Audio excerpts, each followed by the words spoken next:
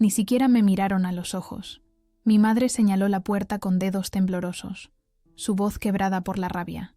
«Desagradecida bruja», escupió, mientras mi padre, con la cara roja de furia, gritaba: «Lárgate. No eres más que una parásita». Me quedé allí, aturdida, mientras años de sacrificio silencioso, lágrimas nocturnas y éxitos escondidos se derrumbaban en un solo instante. Todo porque me negué a entregar más dinero para el último fracaso de mi hermano Javier. Llevaba años siendo el pilar silencioso de la familia Morales. Desde que terminé la carrera de informática en la Universidad Complutense, cada mes enviaba dinero a mis padres en Sevilla. Nunca pregunté en qué lo gastaban. Sabía que una parte importante iba a los proyectos interminables de Javier. Un negocio de importación que quebró, un bar que nunca abrió, un curso de marketing digital que abandonó a medias. Mientras tanto, yo trabajaba en silencio desde mi pequeño piso en Madrid, programando hasta la madrugada, ofreciendo servicios freelance a clientes de Europa y Estados Unidos, construyendo mi negocio ladrillo a ladrillo. ¿Sabes lo que me costó criarte?, gritó mi madre aquella tarde, cuando le dije que no podía darles los 3.000 euros que pedían para la nueva inversión de Javier. Tu hermano está a punto de conseguir algo grande esta vez, y tú, con tu egoísmo, lo vas a arruinar todo. No era la primera vez que escuchaba esa frase. Llevaba oyéndola desde que Javier dejó la universidad para emprender, mientras yo seguía estudiando y trabajando a media jornada para pagarme los estudios. La diferencia es que esta vez algo dentro de mí se quebró. Mamá, ya le he prestado a Javier más de 20.000 euros en los últimos 2 años, dinero que nunca he vuelto a ver. No puedo seguir haciéndolo, le expliqué con toda la calma que pude. Mi padre, que hasta entonces había permanecido en silencio, se levantó del sillón donde veía el fútbol. Aún recuerdo el olor a cerveza y el sonido del partido del Real Betis de fondo cuando se acercó, apuntándome con el dedo. ¿Y quién te crees que eres tú para decidir? ¿Te crees muy lista porque ganas 4 duros con tus ordenadores? Esta familia te lo ha dado todo, y ahora que tu hermano te necesita, ¿así nos pagas? Intenté explicar que no era cuestión de no querer ayudar, sino de que Javier necesitaba responsabilizarse de sus decisiones, que yo no podía seguir siendo su red de seguridad eternamente, que también tenía mis propios proyectos, mis sueños. Fue entonces cuando mi madre sacó a relucir todas las viejas heridas. Como siempre había sido la rara, la que prefería los libros a salir con amigas. Como nunca había traído novios a casa, a diferencia de mi hermano que, al menos, tenía vida social. Como mi carácter difícil había sido siempre una decepción para ella. Carmen, si te vas por esa puerta, para mí ya no eres mi hija, sentenció mi madre con los ojos llenos de lágrimas de rabia. No tenía ni idea de lo que había construido, porque nunca lo había presumido. Mientras enviaba dinero a casa cada mes, había logrado crear una pequeña empresa de desarrollo web que ya contaba con 3 empleados. Había invertido mis ahorros con inteligencia.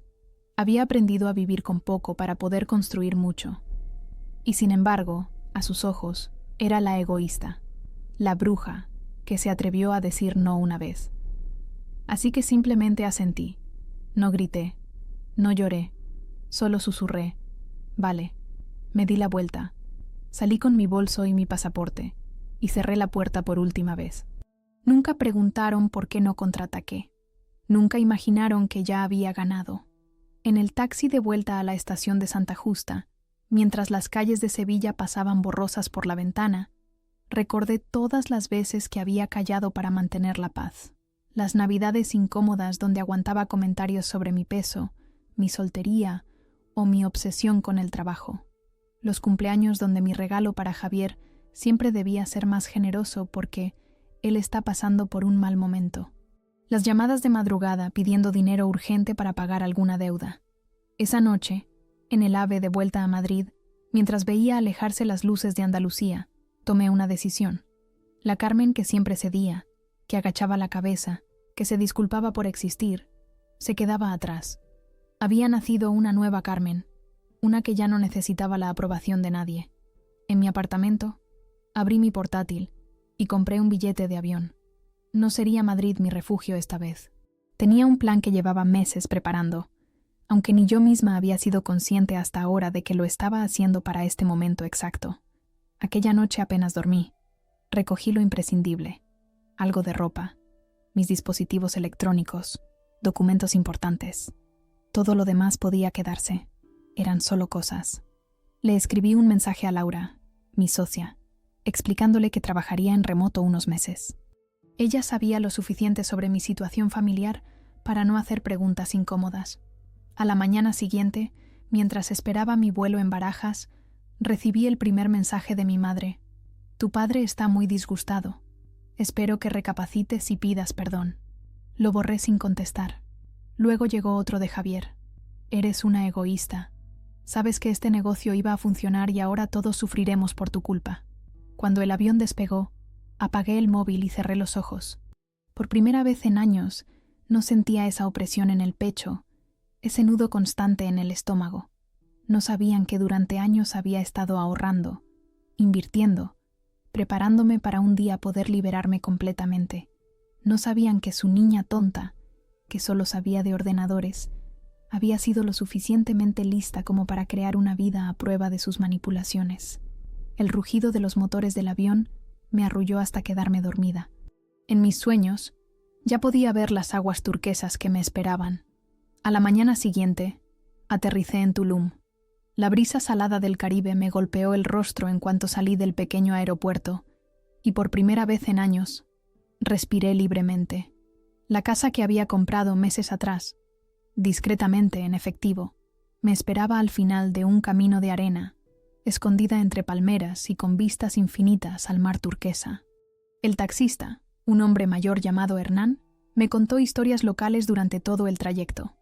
Me habló de cenotes sagrados, de las ruinas mayas que dominaban el acantilado, de los mejores lugares para comer pescado fresco. Yo asentía y sonreía, disfrutando de esta nueva sensación, la de ser simplemente una extranjera sin pasado, sin expectativas, sin cargas familiares. ¿Viene de vacaciones, señorita?, me preguntó mientras girábamos por un camino de terracería. No, respondí con una sonrisa. Vengo a quedarme. Cuando llegamos a la casa, el sol de media tarde bañaba la fachada blanca con tonos dorados. Pagué a Hernán, quien insistió en ayudarme con mi única maleta hasta la puerta. Bienvenida a su hogar, dijo antes de marcharse, como si supiera exactamente lo que significaba ese momento para mí. La casa era más hermosa de lo que recordaba de las fotografías. La había comprado a través de un agente inmobiliario hace 6 meses, cuando comencé a sentir que necesitaba una vía de escape. Nunca pensé que realmente la utilizaría tan pronto, pero algo dentro de mí sabía que este día llegaría. Desempaqué lentamente, saboreando cada objeto que había elegido yo misma. Pareos coloridos, cuadernos en blanco, mi viejo portátil lleno de sueños que nunca me atreví a compartir. Nadie sabía de esta vida. Ni mi familia, ni mi exnovio Miguel, que me había dejado por ser demasiado aburrida y predecible, ni las amigas que desaparecieron en cuanto dejé de ser útil para organizar salidas que nunca disfrutaba. Esta casa era mi secreto, mi fortaleza, mi recompensa por sobrevivir años de guerra emocional. Esa noche, nadé bajo las estrellas, sola, pero no solitaria. Sentí cómo el peso de los años se disolvía en el agua salada. Ya no era su chivo expiatorio, su cuenta bancaria, su decepción.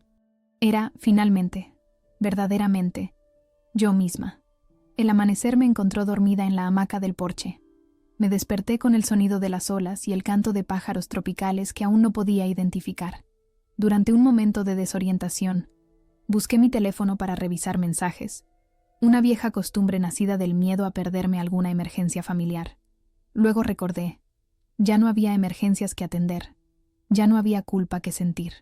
Preparé café en la pequeña cocina, algo fuerte y aromático comprado en el aeropuerto. Desde la ventana, podía ver cómo el sol transformaba el mar de un azul profundo a un turquesa brillante. Encendí mi portátil y revisé los correos de trabajo. 3 clientes nuevos interesados en nuestros servicios. Una consulta técnica que podía resolver en minutos. Un mensaje de Laura preguntando si estaba bien. Respondí a todo sin mencionar dónde me encontraba, solo asegurando que seguiría cumpliendo con mis responsabilidades. La mañana transcurrió tranquila. Trabajé un par de horas. Resolví problemas de código que habían quedado pendientes.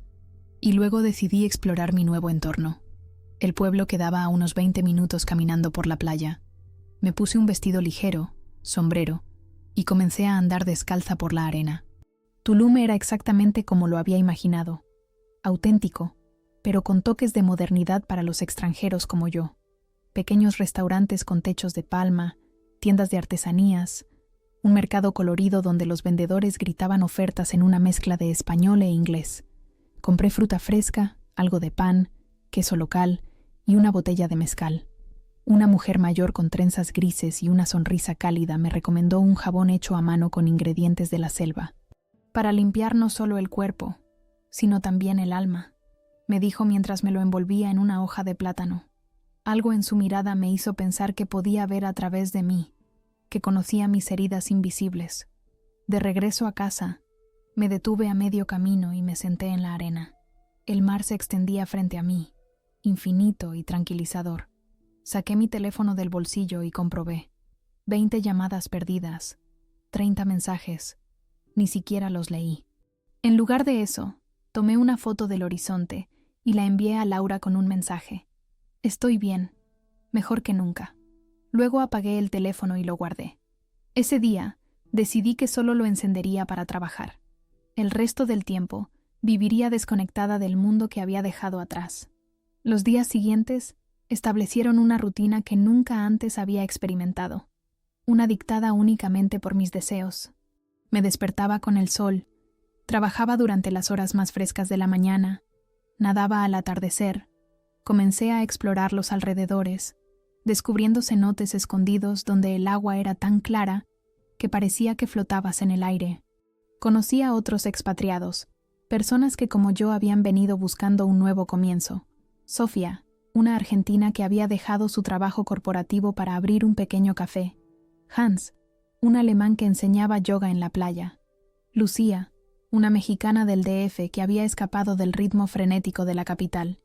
Ninguno preguntaba demasiado sobre el pasado. Todos entendíamos implícitamente que quien viene a un lugar como Tulum suele estar huyendo de algo, o buscando algo que no puede nombrar.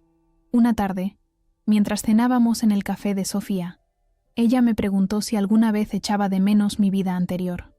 A veces, admití, sorprendida por mi propia honestidad, pero no a las personas.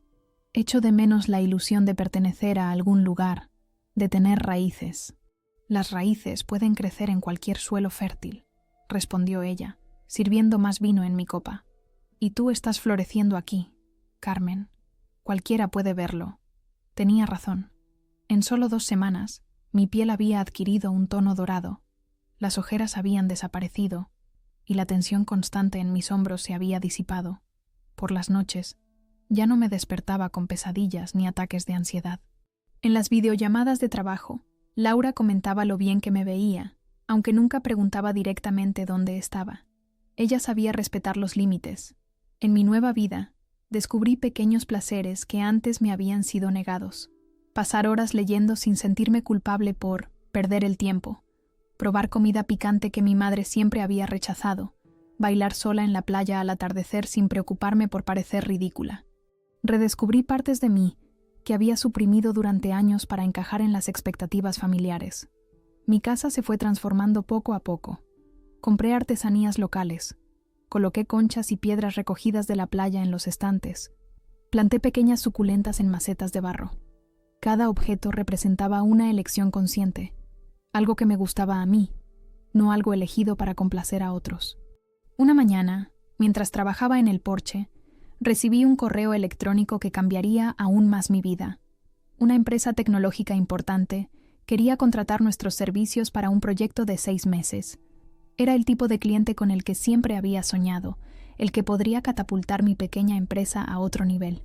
Llamé inmediatamente a Laura.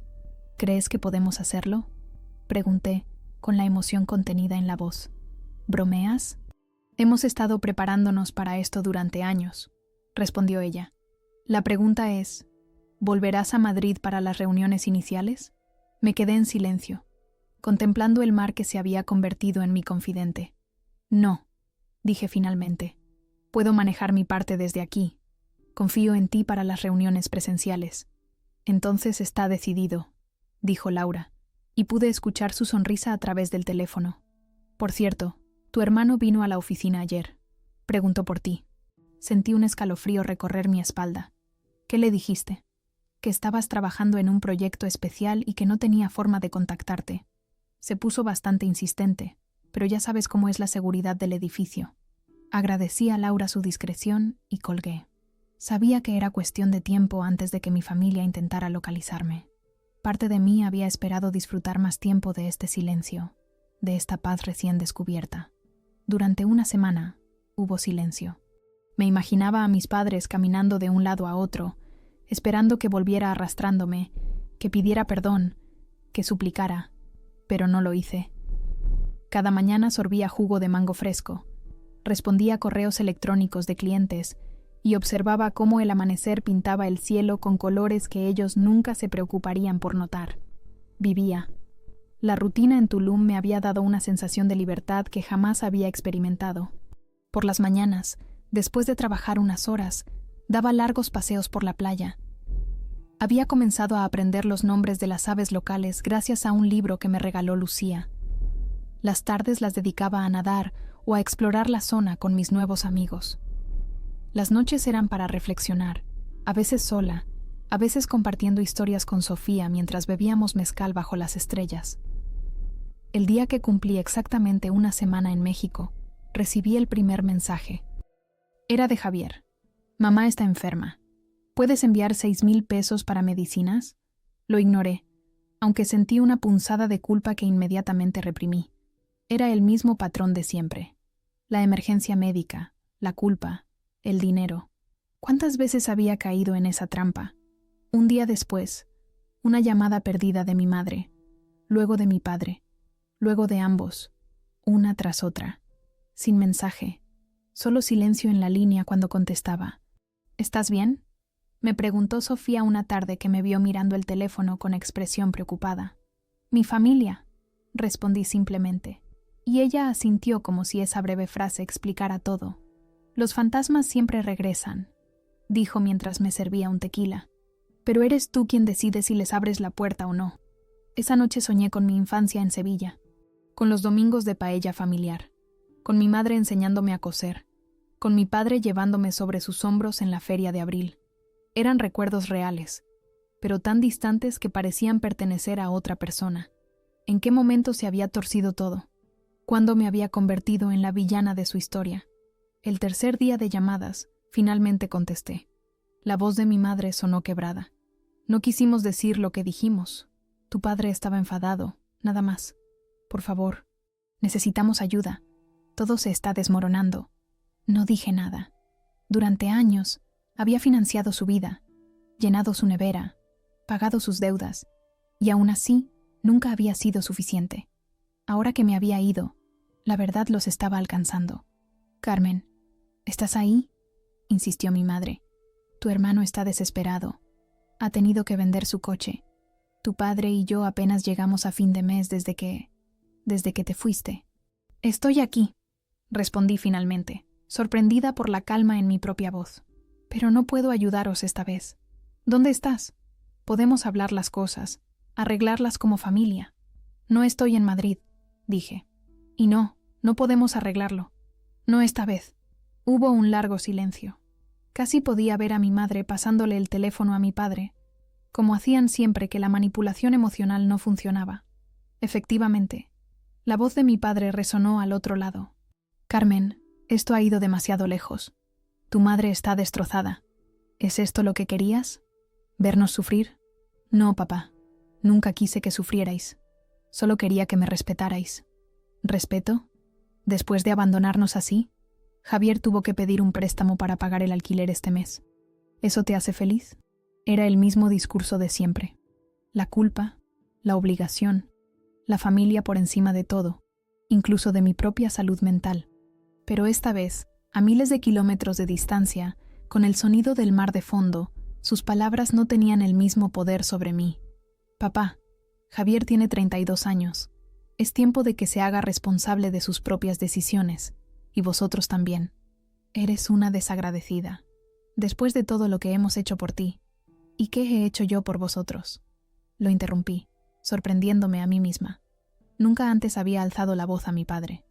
¿Quién pagó la hipoteca cuando papá perdió el trabajo? ¿Quién envió dinero para la operación de rodilla de mamá? ¿Quién ha estado manteniendo a esta familia durante los últimos 5 años? El silencio al otro lado de la línea fue revelador. Nunca habíamos hablado abiertamente del dinero que yo aportaba. Era como un secreto vergonzoso, algo que todos sabíamos pero que fingíamos ignorar. Eso es lo que hace la familia, murmuró finalmente mi padre. Ayudarse mutuamente. Exacto, mutuamente, no unilateralmente. Colgué sin esperar respuesta. Me temblaban las manos, pero no me sentía mal. Por primera vez, había dicho en voz alta lo que llevaba años pensando. Esa noche, Sofía organizó una pequeña reunión en la playa. Una fogata, música, amigos compartiendo historias. Me senté entre ella y Hans, dejando que la conversación fluyera a mi alrededor. Alguien trajo una guitarra y comenzamos a cantar canciones en 3 idiomas diferentes. El cielo estaba increíblemente estrellado, como nunca lo había visto en Madrid. ¿Estás bien?, me preguntó Hans en un momento en que los demás estaban distraídos. Pareces preocupada. Le conté brevemente sobre la llamada. Él me escuchó sin interrumpir, asintiendo ocasionalmente. Cuando terminé, me ofreció más vino y dijo: mi abuela tenía un dicho: las heridas familiares son las más profundas, pero también cicatrizan si les das aire fresco. ¿Y qué significa eso exactamente?, pregunté, sonriendo ante la típica sabiduría críptica de Hans. Significa que hiciste bien en irte, en poner distancia, pero también significa que un día, quizás, podrás mirar hacia atrás sin dolor. No estaba segura de creerle, pero agradecí sus palabras. Los días siguientes trajeron más llamadas, más mensajes. Mi madre alternaba entre el enfado y las súplicas. Mi padre era más directo. Necesitaban dinero. Javier, sorprendentemente, no se comunicó directamente conmigo después del primer mensaje, aunque supe por Laura que había vuelto a la oficina preguntando por mí. Una mañana, mientras trabajaba en el porche, recibí un correo electrónico que me hizo contener la respiración. Era de mi tía Pilar, la hermana de mi madre, con quien había perdido contacto hacía años después de que discutiera con mis padres por un asunto familiar nunca aclarado. Querida Carmen, decía el mensaje, tu madre me ha contactado después de 7 años de silencio. Dice que has desaparecido y que están desesperados. Conociéndolos, imagino que hay mucho más en esta historia. Si quieres hablar, estoy aquí, sin juicios. Pilar siempre había sido la oveja negra de la familia. Se había divorciado 2 veces, había viajado por el mundo y nunca había tenido hijos. Mi madre solía referirse a ella como la irresponsable, pero yo secretamente la admiraba. Le respondí inmediatamente, contándole brevemente mi situación actual. No mencioné Tulum específicamente, solo que estaba bien y que necesitaba tiempo lejos de la familia. Su respuesta llegó esa misma tarde. Me alegra saber que estás bien. No les diré nada, no te preocupes. Pero déjame decirte algo que aprendí por las malas. Establecer límites no es lo mismo que cortar lazos. Tómate tu tiempo, cura tus heridas, pero no dejes que el resentimiento te consuma. Te abrazo desde Valencia. Sus palabras me acompañaron durante días, mientras nadaba en los cenotes, mientras trabajaba, mientras cenaba con mis nuevos amigos. Establecer límites no es lo mismo que cortar lazos. ¿Era eso lo que estaba haciendo? ¿Estableciendo límites o cortando lazos definitivamente? Una tarde, mientras exploraba un pequeño mercado local, me encontré con una artesana que vendía pulseras tejidas. Esta representa la transformación, me dijo, mostrándome una de hilos azules y dorados, como la mariposa que debe romper su capullo para poder volar. Compré la pulsera y me la puse inmediatamente. Transformación. Eso era exactamente lo que estaba experimentando. Esa noche, por impulso, decidí encender mi teléfono español que había mantenido apagado durante días. La cascada de notificaciones fue abrumadora. Llamadas perdidas, mensajes de WhatsApp, correos electrónicos. Entre ellos, un mensaje de texto de un número desconocido que resultó ser mi antigua vecina en Madrid.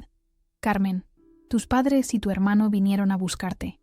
Parecían muy alterados. Les dije que no sabía dónde estabas. ¿Estás bien? ¿Necesitas ayuda? La idea de que hubieran ido hasta Madrid a buscarme me inquietó. ¿Hasta dónde estaban dispuestos a llegar? Llamé a Laura inmediatamente. Han estado llamando a la oficina todos los días, me confirmó.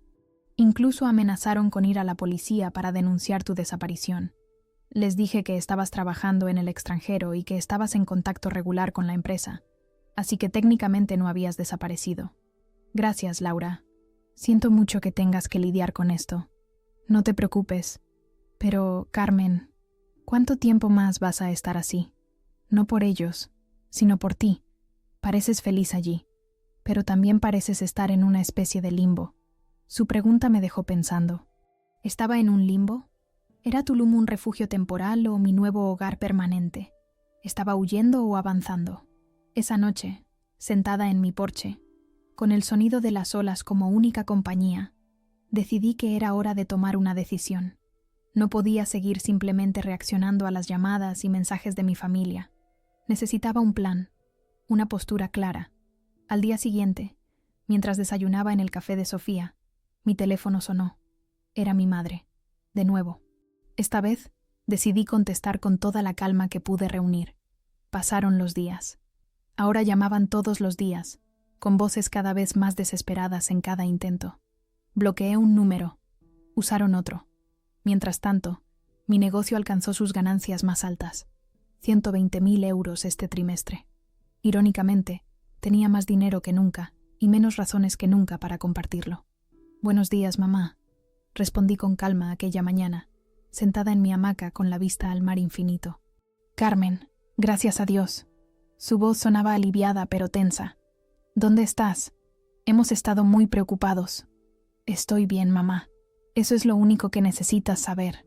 Un silencio breve, luego. «Tu padre quiere hablar contigo». El cambio de teléfono, ese ritual tan familiar. Mi padre carraspeó antes de hablar, como siempre hacía cuando preparaba algún discurso. «Carmen, esto ha ido demasiado lejos. Casi un mes sin saber de ti. Tu madre apenas duerme. Javiera ha tenido que mudarse con nosotros porque no puede pagar su apartamento. La situación es insostenible». «¿Y en qué te puedo ayudar, papá?», pregunté, manteniendo mi voz neutra mientras observaba a un pelícano zambullirse en el agua cristalina. «Necesitamos que vuelvas. Y necesitamos ayuda económica, no te voy a mentir. Las cosas están muy difíciles».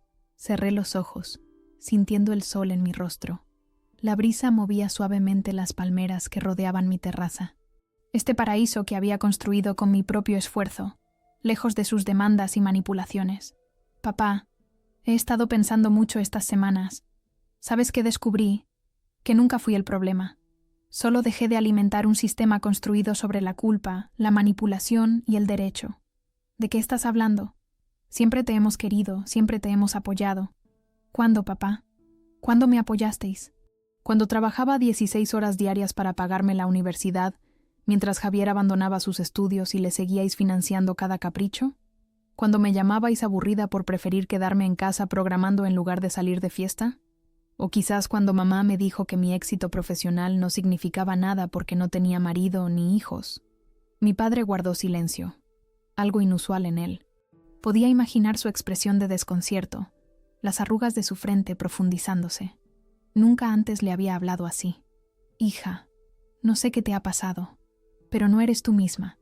Nosotros solo queremos lo mejor para ti». «No, papá, queréis lo mejor para vosotros. Y durante años, yo he sido eso. Vuestra solución, vuestra red de seguridad económica. Pero ¿sabéis qué? Por primera vez en mi vida, ahora soy yo misma. Completamente». Mi padre cambió de estrategia entonces, su voz volviéndose más suave, casi suplicante. «Carmen, todos cometemos errores. Nosotros no somos perfectos, pero somos tu familia. La sangre no se puede negar. La familia no se trata de sangre, papá. Se trata de respeto y amor incondicional. Yo os he querido incondicionalmente durante años, pero vosotros me habéis querido con condiciones, siempre. ¿Cómo puedes decir eso? Te lo hemos dado todo. Me disteis lo que os convenía darme, y me quitasteis mucho más de lo que me disteis». La conversación continuó en ese tono durante varios minutos más, mi padre alternando entre la súplica y el reproche, yo manteniéndome firme pero tranquila. Finalmente, dijo algo que me confirmó que había tomado la decisión correcta al irme. «Si no fuera por nosotros, no serías nadie». «Adiós, papá», respondí, y colgué. Me quedé mirando el teléfono en mi mano, esperando sentir culpa, tristeza o al menos nostalgia. Pero solo sentí claridad, una claridad cristalina como el agua del Caribe frente a mí. Esa tarde recibí un correo electrónico de mi padre. Hemos perdido la casa. Tu madre no para de llorar. Tu hermano no encuentra trabajo. Por favor, vuelve a casa. Pero no había disculpa. No había reconocimiento del dolor que habían causado. Solo otra súplica por dinero disfrazada de preocupación. ¿Estás bien?, preguntó Sofía cuando llegué a su café esa tarde, más tarde de lo habitual. Tienes cara de haber librado una batalla. Eso es exactamente lo que he hecho, respondí, dejándome caer en una silla. Y creo que por fin he ganado. Le conté sobre la llamada y el correo electrónico. Sofía me escuchó mientras preparaba 2 margaritas, asintiendo ocasionalmente. ¿Sabes cuál es el problema con las familias tóxicas?, dijo finalmente, pasándome la bebida helada. Que te convencen de que tú eres el problema. Que si solo fueras más comprensiva, más generosa, más obediente, todo estaría bien. Es la mentira más cruel que existe. ¿Cómo lo sabes?, pregunté, sorprendida por su intuición. Porque yo también escapé, respondió con una sonrisa triste. No de España, sino de Buenos Aires. No de padres, sino de un marido que me hizo creer durante años que yo era la loca, la difícil, la insuficiente. Esa noche, Sofía me presentó a otros expatriados en Tulum que tenían historias similares. Personas que habían necesitado poner un océano de por medio para encontrarse a sí mismas. Bebimos, compartimos anécdotas, nos reímos de lo absurdo que parecía todo visto desde la distancia. El problema, dijo Manuel, un fotógrafo chileno que había dejado atrás a una familia controladora, es que cuando eres el pilar de una estructura disfuncional, tu ausencia hace que todo se derrumbe, y entonces te culpan por irte, no por lo que hicieron para provocar tu partida. Sus palabras resonaron profundamente en mí. Durante años, había sido el pilar económico y emocional de mi familia, la sensata, la responsable, la que siempre cedía para mantener la paz. Mi partida había expuesto la fragilidad de ese sistema. Al día siguiente, mientras trabajaba en un nuevo proyecto para un cliente importante, recibí una notificación de la aplicación bancaria. Mi padre había intentado acceder a mi cuenta. Hace años le había dado acceso de emergencia, algo que había olvidado cambiar en mi prisa por marcharme. Inmediatamente llamé al banco y bloqueé todos los accesos, cambiando contraseñas y configurando nuevas medidas de seguridad. Laura me contactó por videollamada esa misma tarde. Carmen, ¿estás sentada? Tengo noticias. Su rostro en la pantalla parecía una mezcla de indignación y sorpresa. Me contó que Javier había ido a la oficina exigiendo hablar con el departamento financiero, alegando ser mi hermano y necesitar acceso a las cuentas de la empresa por una emergencia familiar. Por supuesto, Martín del departamento legal lo sacó del edificio en cuanto me avisaron, explicó Laura. Pero pensé que deberías saberlo. Están cruzando líneas, Carmen. Lo sé, respondí, sorprendentemente tranquila. Siempre lo han hecho. La diferencia es que ahora yo también tengo líneas claras. Esa noche escribí un largo correo electrónico a mi tía Pilar, contándole toda la verdad sobre mi situación económica, sobre cómo había financiado a mi familia durante años, sobre las manipulaciones y el chantaje emocional. También le expliqué dónde estaba y lo que había descubierto sobre mí misma en este tiempo de soledad. Su respuesta llegó a la mañana siguiente. Querida Carmen, nada de lo que me cuentas me sorprende. Pasé por algo similar con tu madre cuando éramos jóvenes. Hay patrones familiares que se repiten generación tras generación, hasta que alguien tiene el valor de romperlos. Tú has sido esa persona valiente en tu generación. Estoy orgullosa de ti. Y cuando estés lista, me encantaría visitarte en tu paraíso. Esa invitación me hizo darme cuenta de que no había cortado con toda mi familia, solo con las relaciones tóxicas. Aún existía la posibilidad de conexiones sanas, en mis propios términos. Mientras reflexionaba sobre esto, recibí un mensaje de mi madre. Tu padre ha tenido que pedir un préstamo personal. ¿Es esto lo que querías? ¿Vernos humillados? La manipulación era tan evidente que casi me hizo reír. Años atrás, ese mensaje me habría destrozado. Me habría hecho correr al banco a hacer una transferencia inmediata, seguida de disculpas por no haber estado más atenta a sus necesidades. En lugar de eso, archivé el mensaje sin responder. Me di cuenta de que ya no sentía la necesidad de defenderme, de explicarme, de justificarme. Ellos nunca entenderían que yo no era el problema. Nunca lo había sido. En mi camino a la playa para mi natación vespertina, pasé por el mercado local. La misma artesana de las pulseras me saludó con una sonrisa. «La mariposa ha volado hoy», dijo, señalando la pulsera en mi muñeca. No pregunté cómo lo sabía. En lugares como Tulum, a veces las coincidencias parecen tener significados más profundos. «Sí», respondí, y ha descubierto que el mundo es mucho más grande y hermoso de lo que le habían hecho creer. Decidí responder una vez. Solo una vez. Después de semanas esquivando llamadas y archivando mensajes, sentí que era momento de poner un punto final claro, no por ellos, sino por mí. Me senté en la terraza de mi casa, con el sonido del mar como testigo, y escribí: «No voy a volver. Construí mi vida sin vuestro apoyo. Ahora debéis hacer lo mismo». No los insulté. No mencioné los años de faltas de respeto. Simplemente les di el cierre que ellos nunca me dieron a mí. La mañana era perfecta, con ese azul intenso que solo existe en el Caribe. Tomé una foto del amanecer antes de enviar el mensaje, como para capturar el momento exacto en que cortaba definitivamente las cadenas invisibles que me habían atado durante tanto tiempo. Durante horas no hubo respuesta. Trabajé en mi código como cualquier otro día. Tuve una reunión virtual con Laura y el equipo en Madrid. Nadé al atardecer. Casi había olvidado el mensaje cuando, cerca de la medianoche, mi teléfono vibró con la respuesta de mi madre. «¿Cómo puedes ser tan insensible?». Una sola frase. Y por primera vez en mi vida no sentí nada. Ni culpa, ni tristeza, solo claridad. Nunca habían estado interesados en mi bienestar, solo en mi utilidad. «¿Qué vas a hacer?», me preguntó Hans al día siguiente, mientras caminábamos por la playa.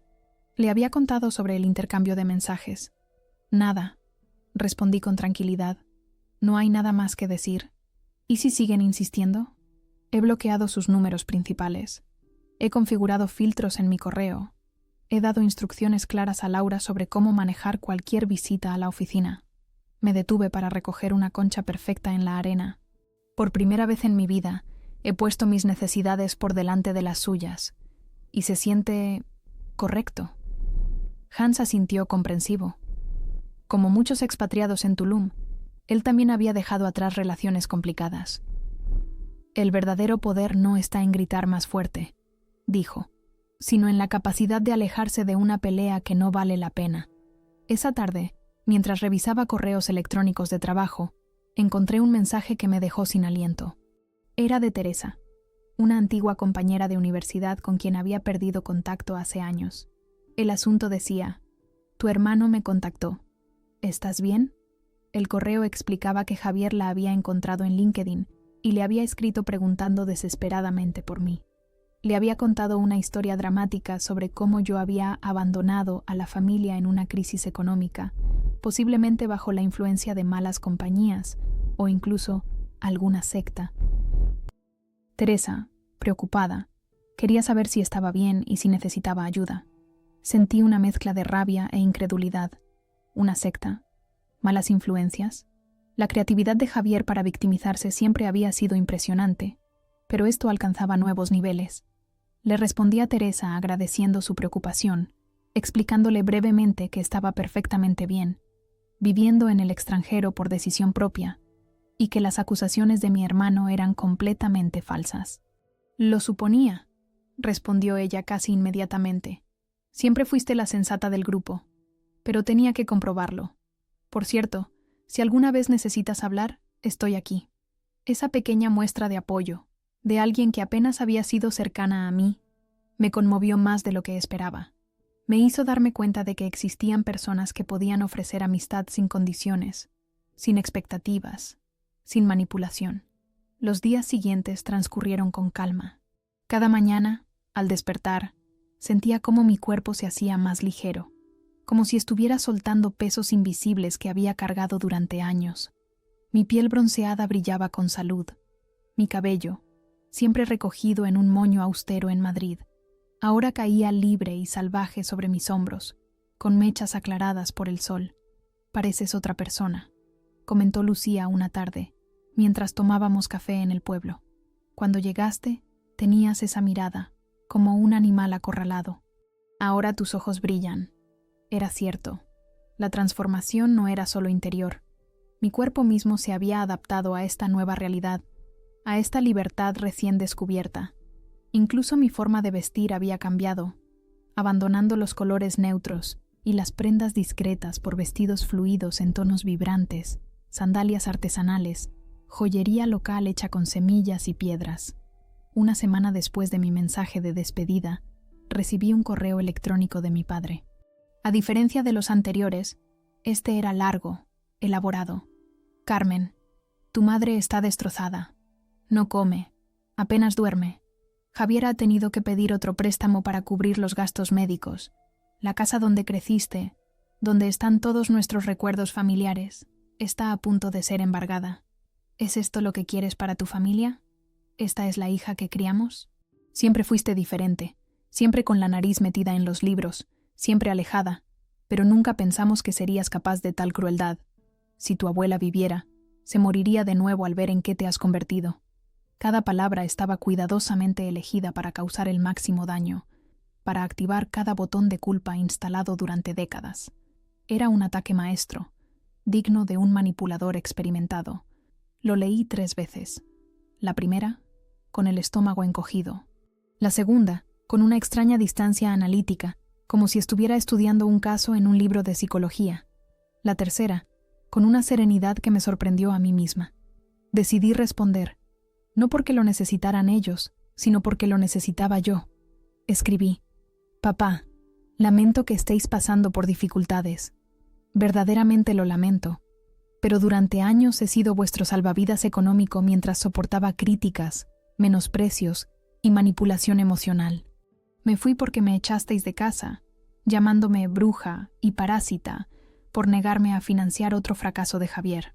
No me fui por crueldad, sino por supervivencia. Si la abuela viviera, probablemente me entendería mejor que nadie. Ella también supo lo que era sacrificarse por una familia que daba por sentado su esfuerzo. Os deseo lo mejor. Espero que encontréis la manera de resolver vuestros problemas financieros, pero no será a través de mí. Esta conversación ha terminado. Después de enviar ese correo, bloqueé también esa dirección de email. Era mi turno de decir no. Un no definitivo, sin grietas por donde pudiera colarse la manipulación. Esa noche soñé con mi abuela Carmen, de quien heredé el nombre.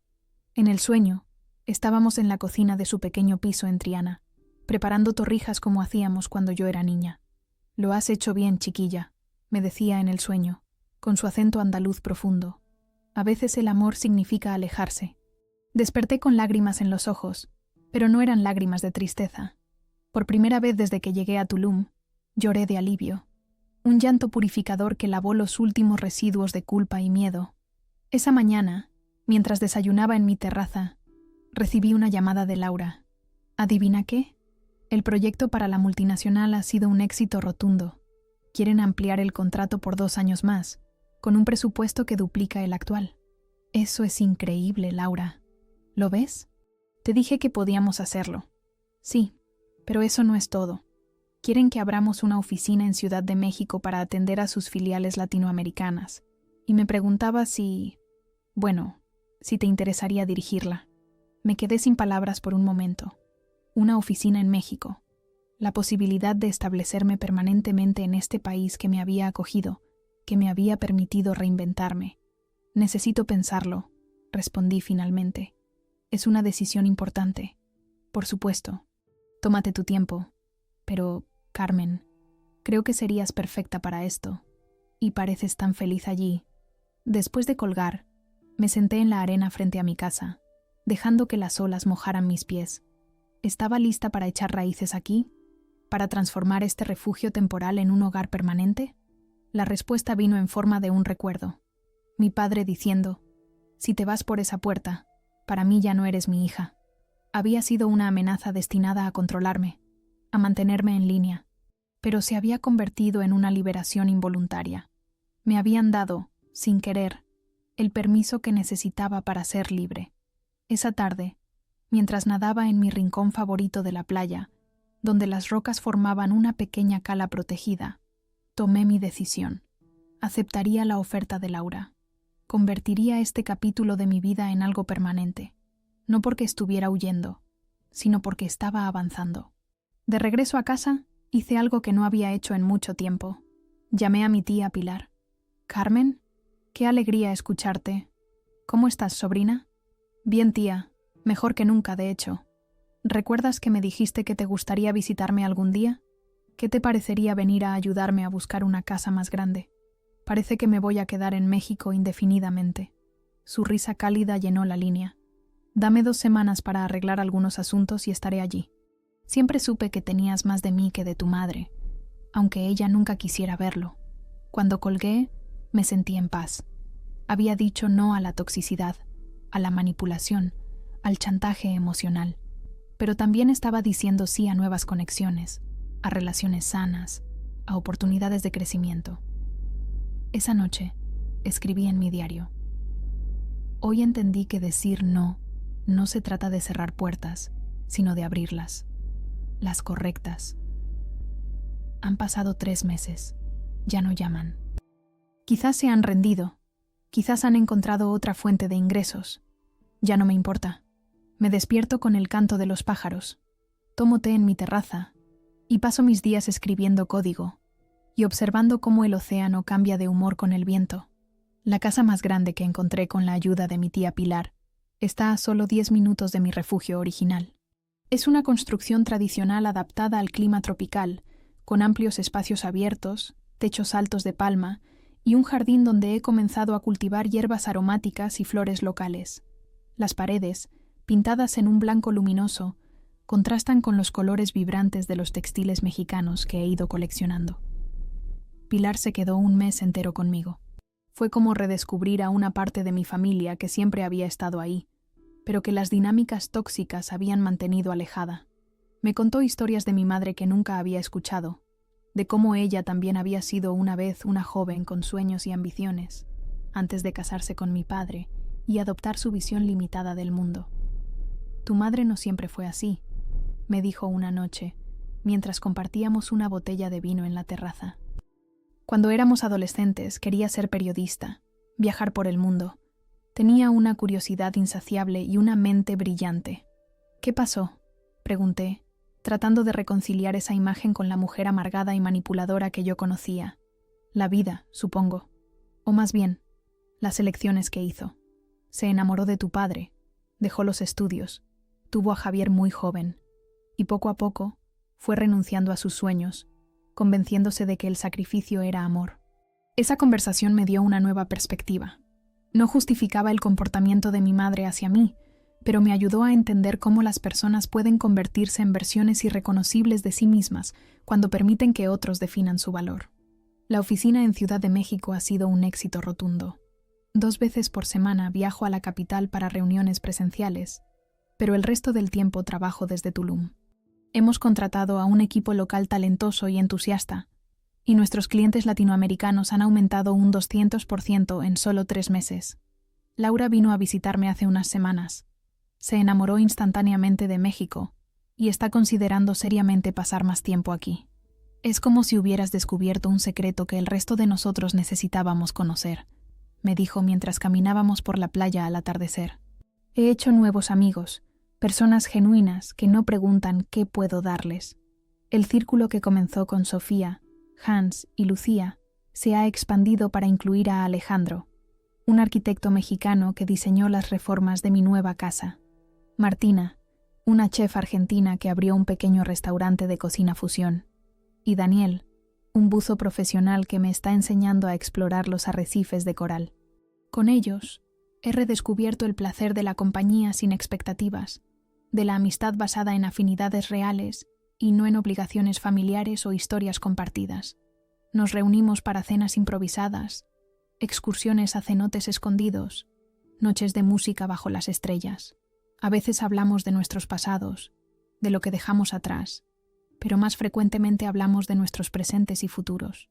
Incluso he comenzado a mentorar a jóvenes mujeres en línea, ayudándolas a construir sus propios negocios tecnológicos. Les digo, no le debes a nadie tu paz, y lo digo en serio. Una de mis alumnas, Gabriela, una programadora venezolana de 22 años, me recordó mucho a mí misma a su edad. Talentosa, trabajadora, pero atrapada en una dinámica familiar que sofocaba su potencial. Después de varios meses de mentoría, logró conseguir su primer cliente internacional y pudo mudarse a su propio apartamento. Nunca pensé que podría hacer esto sola, me dijo en nuestra última videollamada, sus ojos brillantes de orgullo. Siempre creí que necesitaba el permiso de alguien para volar. Nadie puede darte permiso para ser quien eres, le respondí. Ese permiso solo puedes dártelo tú misma. A veces, cuando camino por la playa al amanecer, todavía escucho ecos de aquel grito final. No eres nadie. Pero aquí, en este lugar que creé para mí misma, conozco la verdad. Soy alguien. Y siempre lo fui. La libertad, he descubierto, sabe a sal y silencio. A mañanas tranquilas donde el único sonido es el de las olas rompiendo contra la orilla. A decisiones tomadas sin considerar el juicio de otros. A noches donde el único calor que necesito es el de mi propia piel bajo las estrellas. El otro día, revisando viejas fotografías en mi computadora, encontré una de la última Navidad que pasé con mi familia en Sevilla. Estábamos todos alrededor de la mesa. Mi padre en la cabecera, mi madre a su derecha, Javier a su izquierda, yo en el extremo opuesto. Todos sonreíamos a la cámara, pero ahora podía ver lo que no vi entonces. La tensión en mi sonrisa, la forma en que me encogía ligeramente, tratando de ocupar menos espacio, la manera en que mis ojos evitaban los de mi padre, buscando evitar cualquier motivo de confrontación. Esa noche, bajo el impacto de ese recuerdo, escribí una carta que nunca enviaré, una carta a esa versión más joven de mí misma, diciéndole que un día sería libre, que un día respirará sin ese peso constante en el pecho, que un día encontrará su verdadero hogar, no en las paredes que la vieron crecer, sino en la persona en la que se convertirá. La semana pasada recibí un mensaje inesperado de mi primo Alejandro, el hijo de mi tía Pilar. Nunca habíamos sido cercanos, separados tanto por la geografía como por las tensiones familiares, pero aparentemente mi tía le había hablado de mi nueva vida. «Hola Carmen», decía el mensaje. «No sé si te acuerdas de mí. Soy Alejandro, el hijo de la tía Pilar. Mi madre me contó que estás viviendo en México ahora. Qué casualidad, porque estoy planeando un viaje a Cancún el mes que viene por trabajo. ¿Estaría bien si nos viéramos? Me encantaría conocer a la prima valiente de la que tanto habla mi madre». Sonreí al leer esas palabras. La prima valiente. Un título que nunca hubiera asociado conmigo misma hace solo unos meses. Le respondí que me encantaría verlo, y que sería bienvenido en Tulum cuando quisiera. Es curioso cómo funciona la vida. Al alejarme de una parte de mi familia, he comenzado a reconectar con otra. Al establecer límites claros, he abierto espacio para relaciones más sanas. Al decir no a quienes me drenaban, he podido decir sí a quienes me nutren. Hace 2 días, mientras buceaba con Daniel en un arrecife cercano, tuve una experiencia extraordinaria. Un grupo de tortugas marinas nadaba tranquilamente entre los corales. Una de ellas, particularmente grande y antigua según me explicó Daniel después, se acercó a mí sin miedo. Durante unos minutos mágicos, nadamos juntas, lado a lado, en perfecta armonía. Sus movimientos eran fluidos, elegantes, libres de cualquier esfuerzo aparente. Más tarde, en la playa, Daniel me contó que las tortugas marinas regresan siempre a la misma playa donde nacieron para desovar, a pesar de haber viajado miles de kilómetros. Tienen un sentido innato de hogar, explicó. No importa cuán lejos vayan, siempre saben cómo volver a donde pertenecen. Esa noche, contemplando las estrellas desde mi hamaca, reflexioné sobre esa idea del hogar. Durante tanto tiempo, había asociado el hogar con un lugar físico, con las paredes que me vieron crecer en Sevilla. Luego, en mi etapa de Madrid, el hogar se había convertido en un concepto más abstracto, pero todavía ligado a España, a una cultura, a un idioma. Ahora entendía que el verdadero hogar no es un lugar, es un sentimiento. Es donde puedes respirar completamente, donde cada célula de tu cuerpo reconoce que está exactamente donde debe estar. A veces ese lugar coincide con donde naciste, a veces está al otro lado del océano, y a veces, como en mi caso, requiere un viaje para encontrarlo. Esta mañana, al despertar, Encontré una pequeña tortuga de jade en mi porche. Junto a ella, una nota de Lucía. Para que nunca olvides el camino a casa. La coloqué en mi estante, junto a la concha que recogí aquel día en la playa, cuando decidí responder por última vez a mi padre.